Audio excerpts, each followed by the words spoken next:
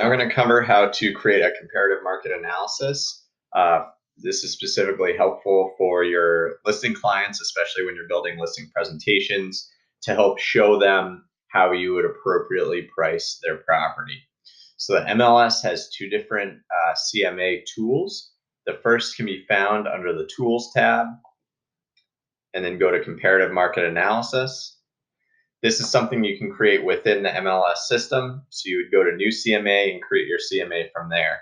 However, there is a new CMA system that's part of MLS called Cloud CMA, which you can see on the menu bar, and that's what we're going to cover today. I recommend that you go and try out both of these tools to see which one you prefer, which one's a little more user-friendly for you. But the new Cloud CMA tool does have a little bit of a more robust capability, so that's what we're going to walk through. So if you click on Cloud CMA, you're going to be brought to this CMA report home screen in a separate tab. So from there, you're going to click on Create a CMA Report. And then you're going to name your report. Generally, you name it after your client, so I'll just name this one after myself. You can make any private notes that you need to. And then you're going to enter their address. So if the address is 9 Elmore Street, for example, this will pop up with all the 9 Elmore Streets that you're going to see. So we're concerned with the one in Roxbury, so neighborhood of Boston. So we click that, and it should, based on MLS information, auto-populate the significant statistics of this home, such as square footage, bedrooms, and bathrooms. If you want, you can add a cover photo for your client. This can be anything from the Full Circle Realty logo to a picture of the front of their house or a really nice feature of their house to kind of spruce the report up. But we're going to leave that blank for now. And then if you want to fill out any additional information on the property, you can do that here. I would recommend filling out as much information as you do have, because that will all populate on your report. Since this information doesn't populate right away, you're going to have to go use different tools to find out the information for this property. So you're going to have to pull maybe their, from the registry of deeds, you're going to have to pull the land and property deed to see what it looks like in terms of lot dimensions, lot sizes, the year built, current taxes, things of that nature. So once you have all that filled out, you can go to Fetch Listings, or you can pull or add additional search criteria for your CMA. So if you want to just get 10 listings near the property, you can do that, 10, 20, 30, 40, 50. So we'll leave that at 10 right now, and then you can decide how far back you want to go. Most CMAs, you're not going to want to go 3 or 4 years back, just because that sale information becomes a little bit out of date. So in this instance, we're going to pick 2 years. And then if we want to look at additional criteria, we can do that, but we're going to leave that blank for now. Again, this is all stuff you can play with when you're building these CMAs.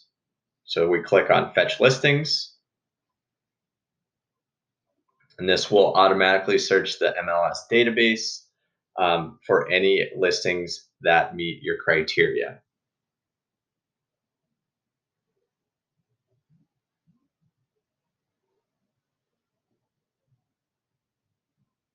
Okay, so once those listings pop up, you're able to organize them. So you can see the map view here for the listings that are around your subject property. This legend shows you which listings are pending, sold, or canceled. So we really care about the sold listings. So that's how you're going to want to organize this CMA. So down here, you can see the ones that are closed.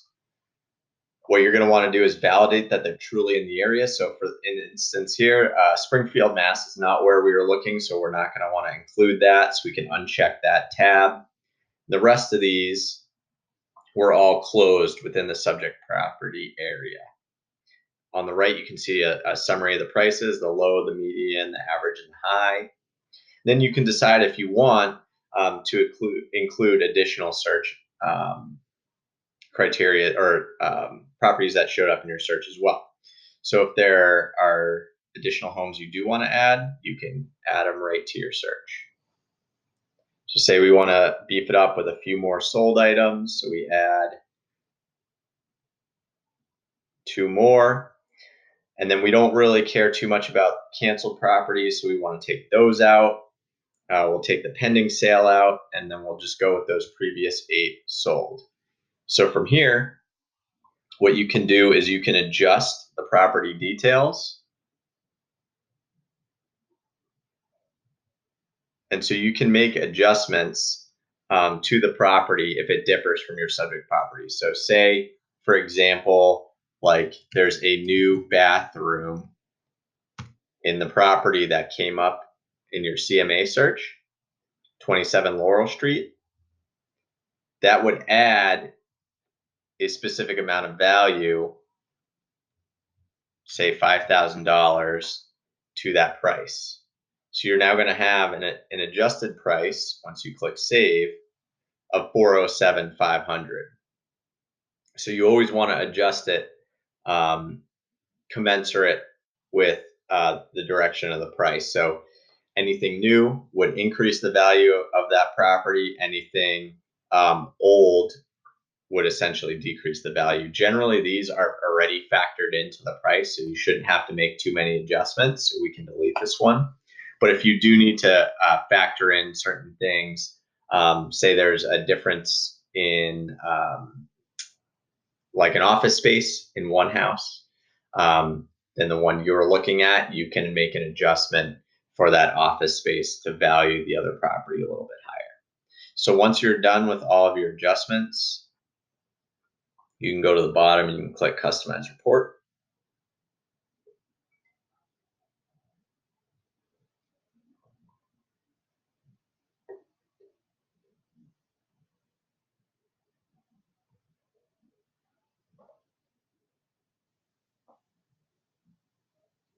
And then this brings you to the point where you can create themes, you can put covers on your report, you can change the font, you can do all these different types of things. You can add photos, add different sections, remove sections of your report. And as you go down the page here, you can look at all these different things that you want to edit. And then you can go to Publish Report once you're done. Again, this takes a lot of time to kind of play with all of the different tools and features of the CMA report, but once you're done, you can publish it.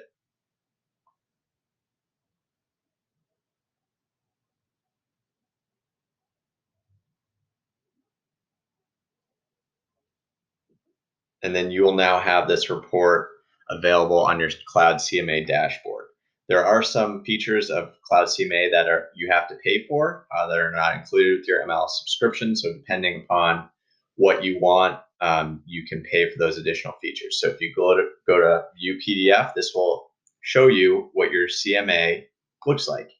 So just in 5 minutes there, we were able to put together a 41-page CMA. Again, you can edit all these things such as the cover photos, the text color, the text size, etc., to make it look really good and slick. And then the Cloud CMA has generated everything else. So you can see this is a report generated by me from Full Circle Realty. It shows that map that we had selected all the properties, and then it will go into detail for each of those properties. It'll lay out the beds, baths, square footage, etc. Again, 9 Elmore Street was a 3-bedroom property. So for instance, something like 15 Catawba, can't even say that. That was something you would need to adjust the price down for. So you'd want to adjust it down to that 3-bedroom price. Same thing with 12th Wing. You would want to go make an adjustment because that's a 5-bedroom property. Yours is 3, so obviously a 5-bedroom is going to be more expensive.